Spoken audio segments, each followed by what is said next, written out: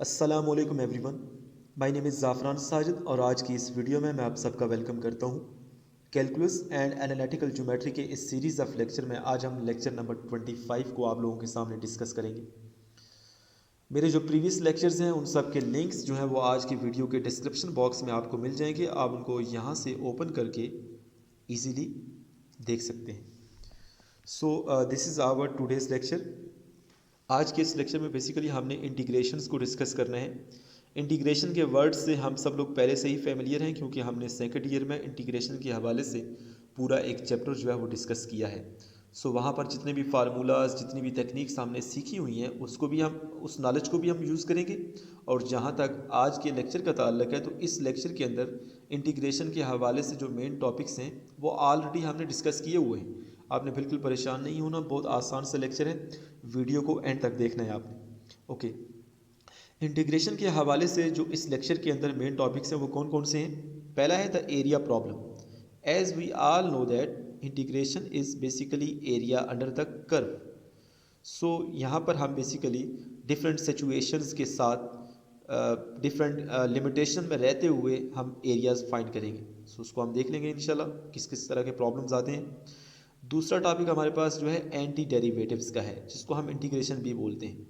देखें ना, हमारे पास जो डिफरेंशिएशन और इंटीग्रेशन होती है वो एक दूसरे के रेसिप्रोकल होती है, तो तभी यहाँ पर डेरिवेटिव्स के साथ एंटी का वर्ड यूज़ हुआ है। ओके, एंटी डेरिवेटिव्स का मतलब इंटीग्रेशन ही होती है। ओके, तीसरा हमारे पास जो टॉपिक है वो है इंटीग्रेशन फार्मूलाज। आपके इस लेक्चर में एज सच तो मुझे कोई इंटीग्रेशन का फार्मूला नहीं नज़र आया, लेकिन मेरे पास एक ऑर्डिनरी डिफरेंशिएशन की बुक है, आप में से अक्सर के पास भी होगी, तो उसमें इंटीग्रेशन के हवाले से जितने भी फार्मूलाज़ हैं वो मैं आपको दिखा दूंगा। आप वो अपने पास नोट कर लीजिएगा। अगर किसी के पास ओडी की बुक नहीं है तो उनको भी आप यूज़ कर सकते हैं। और मुझे ये भी उम्मीद है कि आप में से अक्सर स्टूडेंट ऐसे होंगे जिनको वो फार्मूलाज़ पहले ही आते होंगे, क्योंकि हमने उनमें से अक्सर फार्मूलाज़ पहले यूज़ किए हुए हैं। अच्छा, जो नेक्स्ट हमारे पास टॉपिक होगा वो है इनडेफिनिट इंटीग्रल। इनडेफिनिट इंटीग्रल ऐसा इंटीग्रल होता है जिसमें इंटीग्रेशन की लिमिट्स गिवन नहीं होती, क्योंकि इंटीग्रेशन दो तरह की होती है ना। एक होती है डेफिनेट इंटीग्रेशन, जिसमें जो इंटीग्रेशन की लिमिट्स होती हैं, अपर लिमिट और लोअर लिमिट, वो गिवन होती हैं। और दूसरा होता है इनडेफिनेट इंटीग्रल, जिसमें जो इंटीग्रेशन की लिमिट्स होती हैं वो गिवन नहीं होती। ओके, और लास्ट टॉपिक हमारा जो होगा वो है प्रॉपर्टीज़ ऑफ इनडेफिनेट इंटीग्रल। अच्छा, हम सबसे पहला जो टॉपिक है उसको स्टार्ट करते हैं, द एरिया प्रॉब्लम। हम सपोज करते हैं कि हमारे पास एक कंटिन्यूस फंक्शन हो जो कि नॉन नेगेटिव भी हो ऑन द इंटरवल ए से बी।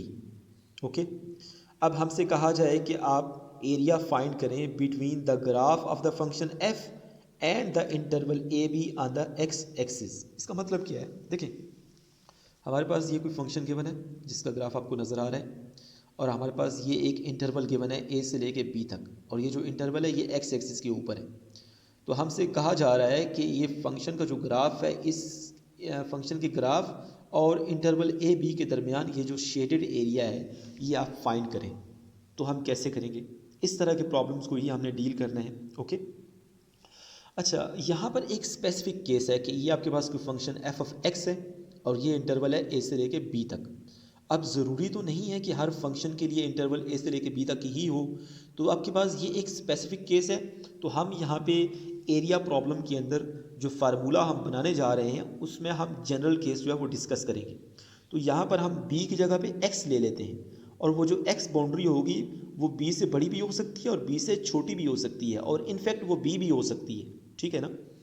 सो यहाँ पर देख लें आप, ये आपके पास फंक्शन का ग्राफ है और ये आपके पास वो एक्स एक्सिस के ऊपर ए से लेके एक्स तक अभी हमने इंटरवल ले ली है। ठीक है, वहाँ पर ए से लेके बी तक था, अब यहाँ पर ए से लेके एक्स तक है। एक्स हमारे पास जो है ना वो बी भी हो सकता है, बी से बड़ी भी कोई वैल्यू हो सकती है और बी से छोटी भी कोई वैल्यू हो सकती है। अब यहाँ पे हमारे पास ये जो दरमियान में सारा एरिया है, इसे हमने किस तरह लिखा, ए ऑफ एक्स। अब एरिया एक्स का फंक्शन है, इसका मतलब क्या है कि आपके पास ये जो एरिया है एक्स का फंक्शन है, क्योंकि ये एक्स पे डिपेंड कर रहा है, एक्स कितना ए से दूर होगा, इस वजह से ये एक्स का फंक्शन है। ठीक है ना, और एक्स जो है ना वो बताएगा कि वो ए से कितने फासले पे पड़ा हुआ है। ओके, ये बेसिकली न्यूटन और लेबनीज़ का आइडिया था कि अगर आपने कोई unknown area A of x find करना है तो सबसे पहले आप उसका डेरिवेटिव फाइंड कर लें। डेरिवेटिव फाइंड करने के बाद आपको इजीली वो ए ऑफ एक्स जो है ना, वो एरिया जो होगा वो मिल जाएगा। सही है। ये उन्होंने कैसे जो है ना इस चीज़ को जो है वो डिटरमाइन किया, वो हम देख लेते हैं। देखिए हमारे पास डिफ्रेंसिएशन में जो कि हमने सेकंड ईयर में पढ़ा हुआ है, डेरिवेटिव का ये फार्मूला होता है A prime of x is equal to limit h approaches to zero A of x plus h minus A of x. Okay, अब हमने यहाँ पर एच कोई पॉजिटिव नंबर लिया है जीरो से बड़ा। ठीक है, अब हम कुछ फार्मूला डिराइव करने की कोशिश कर रहे हैं, आपने ये स्टेप गौर से समझने हैं। एच कोई जीरो से बड़ा नंबर है। ठीक है, अब यहाँ पे हमने क्या किया कि एच को ना एक्स में ऐड किया। देखिए ना, यहाँ से लेके यहाँ तक तो ए एक्स था ना जो डोमेन थी। अब यहाँ से लेके यहाँ तक ए एक्स ही है, लेकिन एक्स में हम जब एच ऐड करेंगे तो एक्स से आगे होगा ना, फिर एक्स प्लस एच ये हो जाएगा। अब दरमियान में ये जो शेडेड एरिया आपको नज़र आ रहा है, बेसिकली ये कौन सा एरिया है? A of x plus h minus A of x. देखिए ना, ये ए ऑफ एक्स था, अब हमने एक्स में एच ऐड किया है, तो ये वाला जो एरिया होगा बेसिकली वो क्या होगा? A x plus h minus A of x होगा ना फिर। अच्छा, अब हम क्या करते हैं कि आपको नज़र आ रहा है कि आपके पास ये जो शेडेड एरिया है ये एक रेक्टेंगल की तरह है। ठीक है, ये एक रेक्टेंगल की तरह है। तो अगर मैं ये करूं कि x और x प्लस एच के दरमियान यहाँ पर एक पॉइंट C ले लेता हूँ। ठीक है, अब आपके पास ये जो पॉइंट C है बेसिकली ये x एक्सिस के ऊपर कोई पॉइंट है। इस पॉइंट को जब हम यहाँ पर फंक्शन के अंदर रखेंगे तो हमें y की वैल्यू मिलेगी ना। ठीक है, y की वो जो वैल्यू होगी बेसिकली वो ये हाइट होगी, मतलब f ऑफ c जो होगा बेसिकली वो y की वैल्यू होगी ना, वो ये हाइट होगी। और यहाँ पर ये रेक्टेंगल की हाइट है f ऑफ c, और इस रेक्टेंगल की बेस कितनी है? x और x प्लस एच है ना, इन दोनों को माइनस करें तो हमारे पास h बचता है। तो बेस h है और हाइट कितनी है? f ऑफ c है। ये बातें मैं आपको क्यों बता रहा हूँ, क्योंकि आपके पास ये जो शेडेड एरिया है आपके पास जो कि एक रेक्टेंगल की तरह है, इसका एरिया हम किस तरह से फाइंड करते हैं? इसका एरिया हम किस तरह से फाइंड करते हैं? बेस मल्टीप्लाई हाइट, मतलब बेस h है और हाइट कितनी है? f ऑफ c है। f ऑफ c को आप h के साथ मल्टीप्लाई करेंगे तो इस रेक्टेंगल का एरिया आपको मिल जाएगा। ओके, अब ज़रा यहाँ पे देखें, हमारे पास ये जो a प्राइम ऑफ x का फार्मूला था ये वाला, इसकी राइट हैंड साइड ज़रा देखें लिमिट के बिना। So we have a of x plus h minus a of x। मैंने आपको पहले बताया था कि ये जो आपके पास यहाँ पर ये जो ब्लैक कलर में शेडेड एरिया है, ये आपके पास इसको हम कैसे रिप्रेजेंट करते हैं? a of x plus h minus a of x। ये इस शेडेड एरिया का आपके पास समझने की रिप्रेजेंटेशन है। लेकिन अभी हमने थोड़ी देर पहले इस नीचे वाले स्टेप में क्या बोला है कि इस शेडेड एरिया का जो शेडेड रीजन का जो एरिया होगा वो f of c multiply h होगा, बेस मल्टीप्लाई हाइट। तो यहाँ पर क्या इसको मैं इस तरह लिख सकता हूँ? a of x plus h minus a of x। ये ऊपर वाले आप जो न्यूमरेटर में टर्म है इसको देखें, आप जो न्यूमरेटर में आपके पास ये वाली टर्म है ये उस रेक्टेंगुलर रीजन का एरिया है ना। तो यहाँ पर रेक्टेंगुलर रीजन के एरिया को हम इस तरह भी लिख सकते हैं, f of c multiply h। नीचे वाला h उसी तरह आया, लेकिन ऊपर वाला जो है ना इसकी जगह हम ये भी लिख सकते हैं। अब यहाँ पर h से कैंसिल तो हमें f ऑफ c मिल गया। ओके, अब क्या करते हैं हम कि दोनों साइड पर हम लिमिट लेते हैं, यहाँ पर भी लिमिट लें और ये f ऑफ c जो है इस पर भी लिमिट लें। जब आप यहाँ पर लिमिट लेंगे तो ये तो a प्राइम ऑफ x बन जाएगा। ठीक है ना, अब आपके पास जब आपने इस पर लिमिट लिया तो हमारे पास ये a प्राइम ऑफ x के बराबर होता है, क्योंकि ये डेरिवेटिव की डेफिनेशन है। तो यहाँ पर ये जो लेफ्ट साइड है ये तो a प्राइम ऑफ x बन गया, और जो राइट साइड है f ऑफ c, इस पर लिमिट लगाएं जरा h गोज़ टू ज़ीरो। अब यहाँ पर जब आप h गोज़ टू ज़ीरो रखेंगे तो यहाँ पर सिंपल x बचेगा, x ही बचेगा ना। तो यहाँ पर हमारे पास h तो ज़ीरो हो गया तो सिंपल x बच गया। तो मतलब क्या हुआ, इसको मैं ज़रा रीड करता हूँ, प्लीज़ ज़रा गौर से देखें। Note that the error in the approximation from this rectangle in A will approaches to zero as h goes to zero. देखें ना, अब ये अप्रोक्सीमेशन जो है वो ख़त्म हो जाएगी, ये इक्वल का साइन आ गया। अच्छा, अब मैं इसको बढ़ता हूँ, as h goes to zero c approaches to x। देखें ना, जब h ज़ीरो हो जाएगा तो फिर तो आपके पास ये जो c होगा ये तो x हो जाएगा। फिर जब x के अंदर हम कुछ चीज़ ऐड ही नहीं करेंगे तो फिर तो वो x ही बचेगा ना, तो c मतलब x हो जाएगा। Also f is assume to be a continuous function, क्योंकि हमने स्टार्ट में कहा था कि अगर कोई कंटिन्यूस फंक्शन गिवन हो जो कि नॉन नेगेटिव भी हो on the interval a b, तो मतलब फंक्शन कंटिन्यूस भी है. So we have that f of c goes to f of x as c goes to x. Thus मतलब ये सारी जो यहाँ पर मैंने आप लोगों को बताया है, इसका मतलब क्या है कि limit h approaches to zero f of c basically f of x के बराबर होगा. और ये इसकी जगह हम एफ ऑफ एक्स पुट करें और ये आपके पास ए प्राइम ऑफ एक्स है, तो मतलब हमें फाइनली ये मिलेगा A prime of x is equal to f of x. सही है. यहाँ पे मैं इसको पढ़ लेता हूँ. चलिए अभी हम एग्जाम्पल कर लेते हैं. ये फार्मूला हमने डिराइव करना था. ठीक है, अब ज़रा हम एग्जाम्पल करते हैं. Find the area of the region under the graph of the y is equal to x square. अब y को सिंपल आप एफ ऑफ एक्स भी लिख सकते हैं. एफ ऑफ एक्स बराबर है एक्स का स्क्र. ठीक है, ओवर द इंटरवल 0 to 1. अब यहाँ पर भी हमारे पास जो इंटरवल है वो 0 से 1 है, मतलब ये एक स्पेसिफिक आपके पास इंटरवल गिवन है. ठीक है ना. Look at the situation over the interval 0 to x. हमने जनरल केस देखना है 0 से x पे. देखिए ना, हमने थोड़ी देर पहले तो ऊपर क्या किया था, a से b था, हमने a से x कर लिया था. अब यहाँ पर 0 से 1 है तो हमने 0 से x कर लिया. ठीक है, then we have from the discussion that a prime of x is equal to x square. देखिए ना, अभी हमने ये फार्मूला डिराइव किया ना, a prime of x is equal to f of x. अब यहाँ पर एफ ऑफ एक्स कितना गिवन है, x square. F of x की जगह एक्स स्क्वायर पुट कर दें तो यहाँ पर A prime of x is equal to x square आ जाएगा.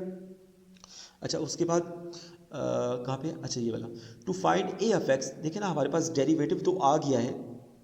न्यूटन और लेबनीज ने यही कहा था ना कि अगर आपने कोई एरिया फाइंड करना है तो सबसे पहले आप उसका डेरिवेटिव फाइंड करें. डेरिवेटिव तो हमने फाइंड कर लिया बाय यूजिंग दिस फार्मूला जो अभी हमने डिराइव किया, ये वाला. ओके, अब to find A of x we look for a function whose derivative is x square. अभी हमने ए ऑफ एक्स फाइंड करना है. ए ऑफ एक्स फाइंड करने के लिए हमें सोचना पड़ेगा कि वो कौन सा फंक्शन है जिसका डेरिवेटिव एक्स स्क्वायर के बराबर है. और वो कौन सा फंक्शन है, बेसिकली 1/3 एक्स का क्यूब. ये जो बेसिकली मेथड है ये एक समझने के इतना जो है ना ये यूज़फुल नहीं है, क्योंकि इसमें हमें गेस करना पड़ता है. देखें ना, अब यहाँ पर हमें गेस करना पड़ रहा है कि वो कौन सा फंक्शन है जिसका डेरिवेटिव एक्स स्क्वायर के बराबर है.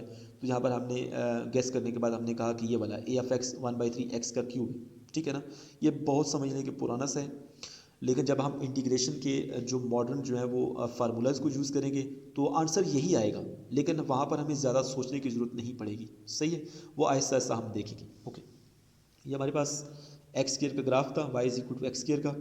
अब 0 से लेके एक्स तक हमने ये वाला जो एरिया था ना वो फाइंड किया. ठीक है, वो कैसे फाइंड किया वो आपके पास ये है. अब इसी वजह से ये जो एरिया है ये एक्स का फंक्शन है. ठीक है, लेकिन हमें तो यहाँ पे 0 से 1 तक उसने कहा था, तो सिंपल आप x की जगह पे 1 पुट कर दें तो हमें यहाँ पे 1/3 यूनिट एरिया मिल जाएगा. ठीक है, 0 से लेके 1 तक हमारे पास जो डोमेन है उसके नीचे इस कर्व का जो एरिया होगा वो कितना होगा, 1/3 यूनिट. अच्छा, ये पहला टॉपिक था, बहुत आसान सा था मेरे ख्याल से. दूसरा टॉपिक है एंटी डेरिवेटिव्स. जो ऊपर हमने फार्मूला डिराइव किया है A prime of x is equal to f of x, उसी को हमने यहाँ पे यूज़ करना है. बेसिकली डेफिनेशन जो अभी हम पढ़ने जा रहे हैं ये भी वही है. ओके, इसको हम स्टार्ट करते हैं.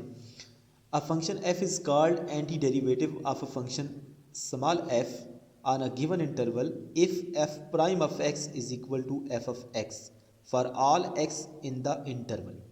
देखिए, हमें पता है कि जो डिफरेंशिएशन और इंटीग्रेशन होती है वो एक दूसरे के रेसिप्रोकल होते हैं. एरिया प्रॉब्लम के अंदर जो हमने एग्जांपल की है उसमें भी हमने यही किया है कि सबसे पहले जो हमें डिफरेंशिएशन का पता है उसको यूज़ करते हुए हमने वो इंटीग्रेशन फाइंड कर ली है, वो हमने एरिया फाइंड कर ली है. सही है, यहाँ पर भी वो ये कह रहा है कि हमारे पास जो कैपिटल एफ है वो इस स्मॉल एफ का एंटी डेरिवेटिव होगा अगर आपके पास ये कंडीशन सेटिस्फाई करे. तो यहाँ पर बेसिकली ये जो एफ प्राइम ऑफ एक्स है, अगर हम is equal to f of x, इसके दोनों साइड पे अगर हम इंटीग्रल लेते हैं तो लेफ्ट साइड पर तो इंटीग्रेशन और डेरिवेटिव कैंसिल हो जाएंगे, सिंपल एफ ऑफ एक्स बच जाएगा. लेकिन राइट साइड पे क्या होगा, इंटीग्रेशन ऑफ स्मॉल एफ, मतलब आपके पास इंटीग्रेशन ऑफ स्मॉल एफ किसके बराबर होगा, एफ के बराबर होगा. ठीक है, तो यही चीज़ यहाँ पे डेफिनेशन में लिखी हुई है. अच्छा, यहाँ पर कुछ एग्जाम्पल्स हैं उसको हम देख लेते हैं. देखें, द फंक्शन 1/3 एक्स का क्यूब 1/3 एक्स का क्यूब माइनस पाई 1/3 एक्स का cube plus c are all anti derivatives of f of x is equal to x square. अब आपके पास क्योंकि डिफरेंशिएशन और इंटीग्रेशन एक दूसरे के रेसिप्रोकल होती है लेकिन उसने क्या कहा है कि ये आपके पास, इस पहले की हम बात कर लेते हैं, 1/3 एक्स का क्यूब जो है वो इसका एंटी डेरिवेटिव है, मतलब इसकी इंटीग्रेशन है। आप इस फंक्शन को इंटीग्रेट करें, जो भी थोड़ी देर में मैं आपको फार्मूलाज बताने जा रहा हूँ, आपने उनको यूज़ करते हुए इसको इंटीग्रेट करना है। इसको इंटीग्रेट करेंगे तो ये आ जाएगा, सही है। या आप ये करें कि ये आपके पास, क्योंकि 1/3 एक्स का क्यूब इसका एंटी डेरिवेटिव है, तो यहाँ पर हम इसको डिफ्रेंशिएट करें। 1/3 एक्स क्यूब को अगर आप डिफ्रेंशिएट करें तो हमें ये मिलेगा, ठीक है। सिमिलरली अगर हम 1/3 एक्स का क्यूब माइनस पाई को डिफ्रेंशिएट करें तब भी ये मिलेगा। 1/3 एक्स क्यूब प्लस सी, इसको डिफ्रेंशिएट करें तब भी ये मिलेगा, सही है, on the interval -∞ to +∞, okay. यहाँ पर as the derivative of each is f of x is equal to x, यही लिखा हुआ है कि ये जो ऊपर तीन लिखे हुए हैं ना, इन तीनों को आप डिफ्रेंशिएट करें, इन तीनों का डेरिवेटिव लें तो हमें यही मिलेगा, f of x is equal to x यही मिलेगा, okay. If f of x is any anti derivative of f of x then so is f of x plus c, okay.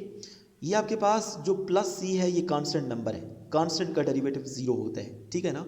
तो आपके पास ये वाला, ये वाला, ये वाला, ये तीनों बराबर है। इन तीनों को अगर आप डिफ्रेंशिएट करें तो हमें ये एक्स स्क्वायर ही मिलेगा, या आप इसको इंटीग्रेट करें तो हमें ये तीनों मिल सकते हैं, ठीक है। क्योंकि जब हम इंटीग्रेट करते हैं ना फंक्शन को, तो उसमें हम कांस्टेंट ऑफ इंटीग्रेशन भी ऐड करते हैं, ठीक है। तो वो कांस्टेंट ऑफ इंटीग्रेशन -पाई भी हो सकता है या सी भी हो सकता है, कोई भी कांस्टेंट हो सकता है, ओके। यहाँ पर एक थ्योरम है हमारे पास, थ्योरम 5.2.2, इसको अगर हम रीड करें तो हमें ये जो ऊपर वाली एग्जांपल है इसकी बेटर अंडरस्टैंडिंग हो जाएगी। तो यहाँ पर इस थ्योरम को हम स्टार्ट कर लेते हैं। If f of x is any anti derivative of f of x on a given interval then for any value of c the function f of x plus c is also an anti derivative of f of x. यही बात लिखी हुई है, इससे आपने परेशान नहीं होना, इसको आप रीड कर लीजिएगा, बहुत आसान से। नेक्स्ट टॉपिक हमारे पास जो है वो है इनडेफिनिट इंटीग्रल। इनडेफिनिट इंटीग्रल वो होता है जिसमें हमारे पास इंटीग्रेशन की लिमिट्स गिवन नहीं होती, ओके। इसको मैं रीड करता हूँ। The process of finding anti derivative is called anti differentiation और इंटीग्रेशन। वही लिखा हुआ है कि वो जो प्रोसेस है जिसमें हम एंटी डेरिवेटिव्स फाइंड करते हैं, वो उसको हम इंटीग्रेशन ही बोलते हैं, ठीक है। If there is some function f such that d/dx of f of x is equal to f of x, the function of the form f of x plus c, ये जो दरमियान में एफ ऑफ एक्स लिखा हुआ है ना, basically ये इस स्मॉल एफ की इंटीग्रेशन ही है, या इसमें आपको नंबर सी ऐड कर लें तब भी वो इसकी इंटीग्रेशन ही होगी, या एंटी डेरिवेटिव ही होगा, ठीक है। अच्छा, we denote this by integration of small f d x is equal to f of x plus c. बहुत आसान सा, ये सारी चीज़ें आपको पता है, आई होप सो। अच्छा, यहाँ पे एक एग्जांपल है, उसको भी आप देख लें। एज वी सा अर्लियर, ऊपर हमने एक एग्जांपल किया है, the anti derivatives of f of x is equal to x square are functions of the form, so we can write f of x is equal to 1/3 x का cube c. आपके पास ये जो function है ना, इसकी जो integration है वो ये होती है, या आप इसका आप डेरिवेटिव लें तो ये बन जाएगा, ठीक है। अच्छा, नेक्स्ट हमारे पास यहाँ पे कुछ एग्जांपल्स भी लिखी हुई हैं, लेकिन इन एग्जांपल्स से बेहतर है कि मैं आपको यहाँ पे फार्मूलाज दिखा दूँ। सो मेरे पास यहाँ पे एक बुक पड़ी हुई है, मैं उसको ओपन कर लेता हूँ और आपको फार्मूलाज दिखा लेता हूँ। सो यहाँ पर this one, let me open.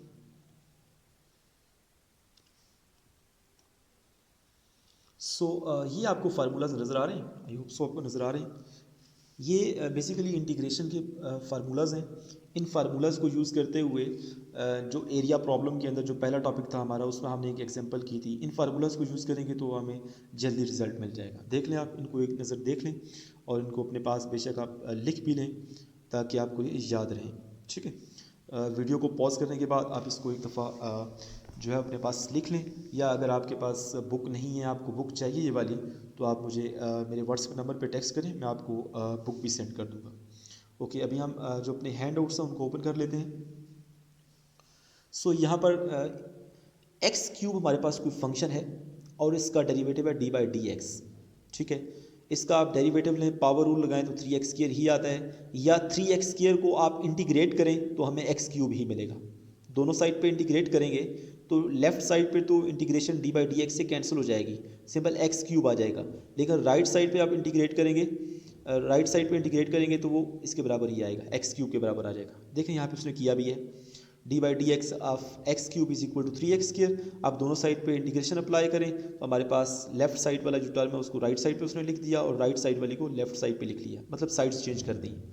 3x² का जो इंटीग्रेशन होगा वो x³ प्लस c जो कि कांस्टेंट ऑफ इंटीग्रेशन होता है, और जो इनडेफिनेट इंटीग्रेशन होती है उसमें हम ये c ऐड करते हैं। ठीक है, यहाँ पर साइन x का जो डेरिवेटिव होता है वो cos x होता है। देखें, अक्सर मैं क्लास में पढ़ा रहा होता हूँ तो वहाँ पर बच्चों को जब इंटीग्रेशन के फार्मूलाज नहीं आते तो मैं डेरिवेटिव का फार्मूला वहाँ पे लिखता हूँ और उस फार्मूले को दोनों साइड पे इंटीग्रेट करके मैं इंटीग्रेशन का फार्मूला बना लेता हूँ। ठीक है, देखें, अगर हमें cos x की इंटीग्रेशन चाहिए तो मैं क्या करूँगा कि मैं सोचूंगा कि cos x किसका डेरिवेटिव है।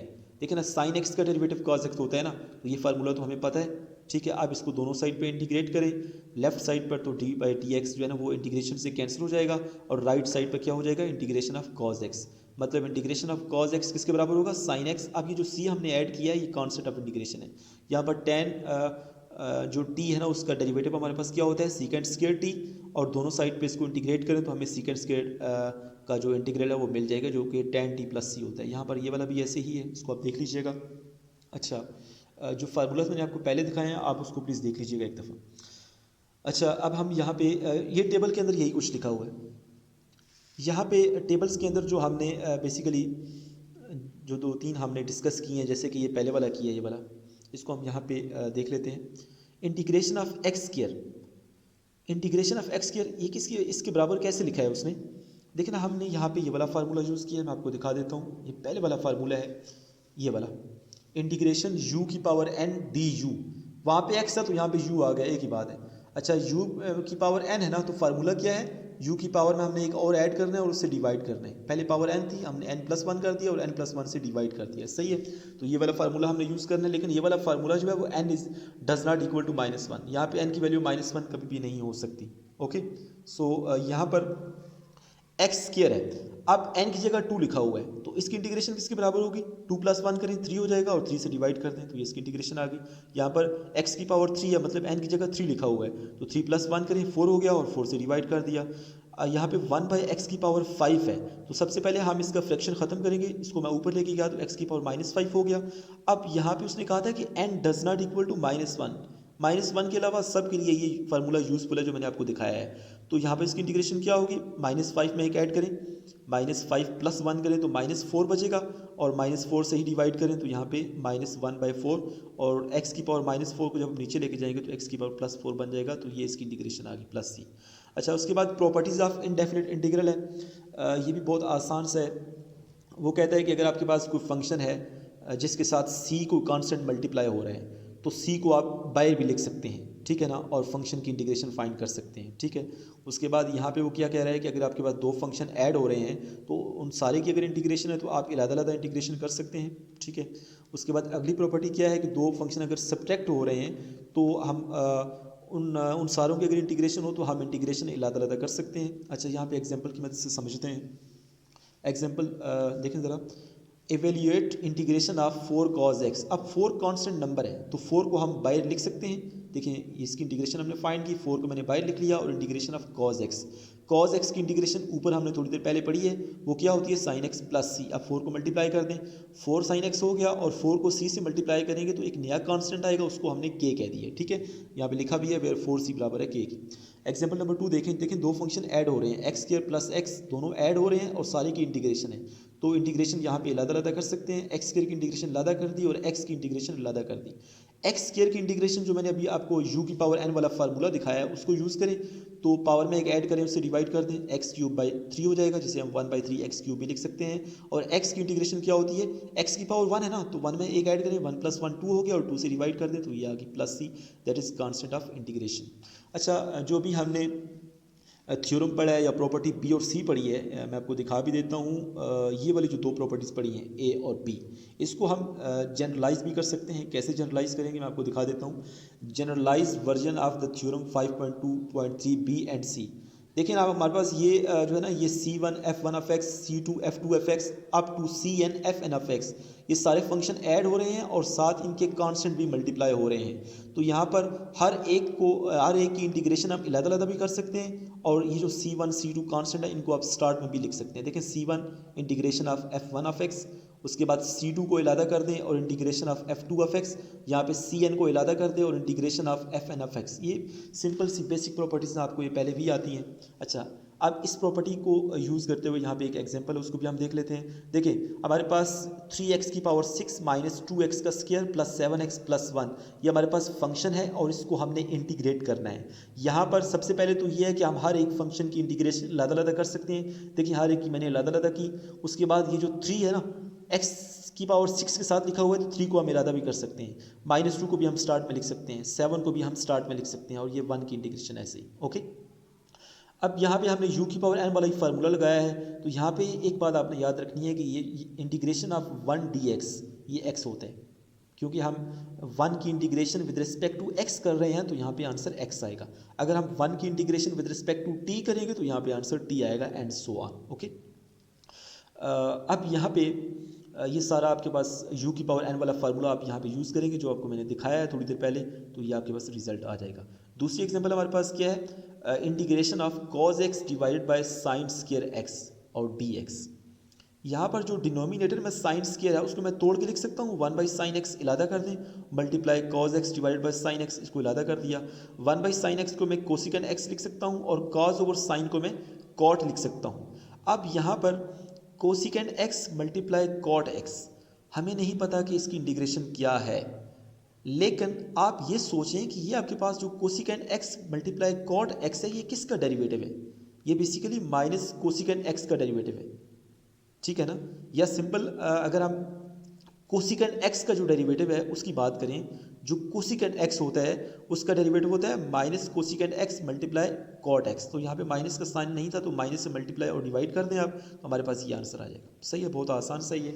सो इस तरह से हमने लेक्चर नंबर 25 को आप लोगों के सामने डिस्कस किया है। आई होप सो आपको ये सही तरह से समझ आ गया है। ये बेसिकली इंटीग्रेशन का बिल्कुल बेसिक था, जो कि हमने सेकेंड ईयर में भी पढ़ा हुआ है। इस लेक्चर में अगर किसी को कोई इशू है तो वो मुझसे कॉन्टैक्ट भी कर सकता है। Thank you so much for watching my video.